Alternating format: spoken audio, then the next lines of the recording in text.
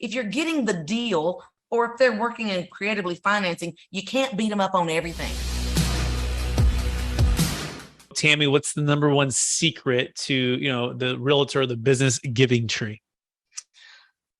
So we've been buying, my husband and I, we bought and sold property over the years, as many people have.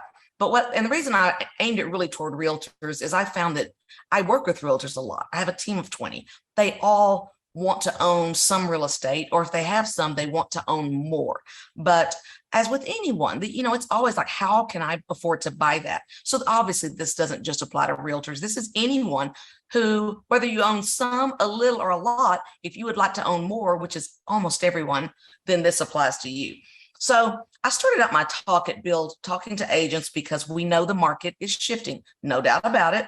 Prices are coming down, things are slowing down, but I'm an eternal optimist and I always believe there's a silver lining to everything. So I can't change the fact that the market is slowing, but I can say, well, there's going to be some upsides to that. So let's go through what some of those are. And one of the big ones is if prices come down a bit, it's going to be a little bit easier for you to purchase some real estate, not just to help your buyers, right? So I want agents to start thinking of the positive. How can sellers are going to not sell necessarily in one day with 47 offers. So they're going to start being more open to some of the creative purchase things I'm about to talk to you about. It's really hard to get some of these creative things done when they're getting 47 offers all above ask and they can just walk away, right? Clean hands, cash in the bank.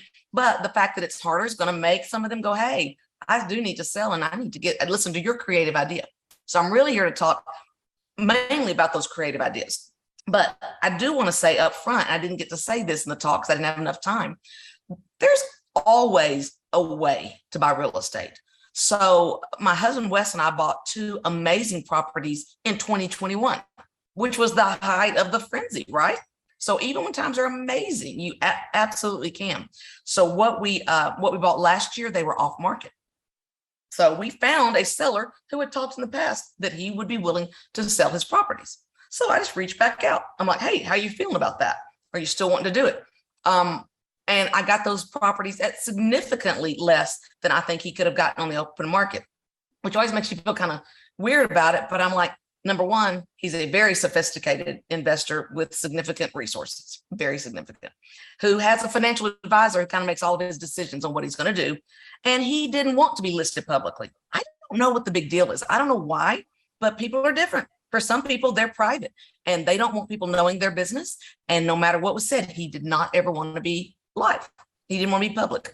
So I said, okay. So we were able to buy a $1,025,000 property, which was 3 short-term rental units with room to add a 4th, which was great. I mean, yeah, I think it's worth a few $100,000 more than that. Maybe I'm wrong about that, but that's what I think is worth. He didn't want to list it, and that's the price he was happy with.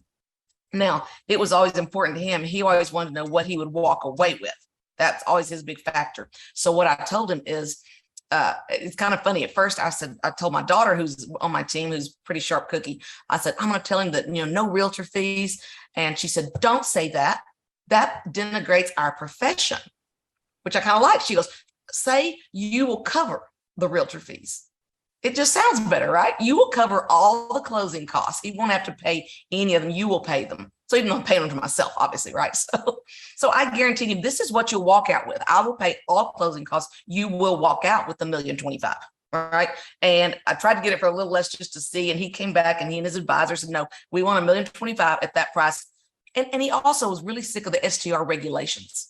And for him, he goes, I'm not sleeping at night. I'm so mad about it. It's just ruining my life. I don't need that money. And it's making me angry all the time. I just want to offload these. Wow. So I was able to buy that one. And then I bought another one from him for $595. That was a price he'd come up with a year or two earlier. That was 2 units in the commercial, very central business district, excellent properties. And same deal. I said, you will walk out with $595. I'll make sure of that. I'll cover everything else. No inspection. So I tell people, you can't get everything your way, right? And people just don't get this. So they'll get what's a great deal on the property, and then they still want to inspect it, ask for repairs and all that garbage. If you're getting the deal, or if they're working in creatively financing, you can't beat them up on everything. So he knows because he's dealt with this. I said, there will be no inspection. There will be no outs, no contingencies. If we shake hands on this, we're buying it. I started thinking, I'm 55 years old. I have never in my life backed out of a contract I wrote. Excellent. So Tammy, I want to encapsulate that. By the way, I'm gonna get some more context too for our listeners. Yeah. So the number one secret to the realtor giving tree, or even just the business or making deal giver tree, is to be creative and realize there's a silver lining to everything that we're going into, right? These change in the environment, these change in these interest rates, these change in pricing and what's happening here. And by the way, give you some more context too. So you remember that book called The Giving Tree? I want you to picture that book. You probably read or read to your kids.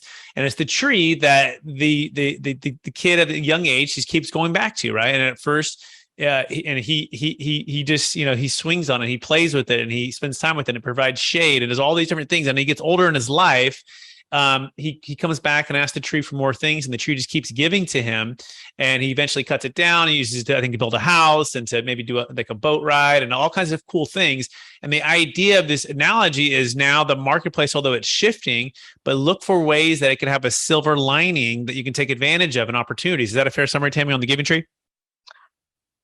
Kind of.